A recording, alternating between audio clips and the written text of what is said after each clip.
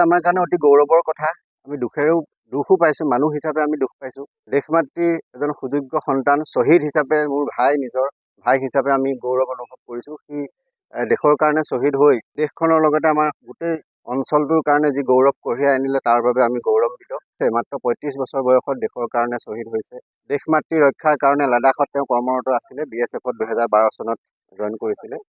খুব কম দিনৰ ভিতৰতে, আজি প্ৰায় 6 মাহমানৰ ভিতৰতে আমাৰ এই ওচৰতে 3জন ল'ৰা আমি খুব তেজাল ডেকা ল'ৰা আমি হেৰুৱাইছোঁ।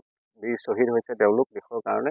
আৰু আমি জিলা প্ৰশাসনক এই আপাহতে আপোনালোকৰ জৰিয়তে এটা আমি অনুৰোধ জনাব বিচাৰিছোঁ যে যদি আমি এই অঞ্চলটোত তেওঁলোকৰ স্মৃতিত প্ৰশাসনৰ ফালৰ পৰা কিবা এটা ব্যৱস্থা তেওঁলোকে কৰিব পাৰে স্মৃতি জীয়াই ৰাখিবৰ বাবে, তেতিয়া উঠি অহা আমাৰ যি অঞ্চলৰ যুৱক চাম তেওঁলোকো দেশ সেৱাৰ প্ৰতি আকৃষ্ট হ'ব।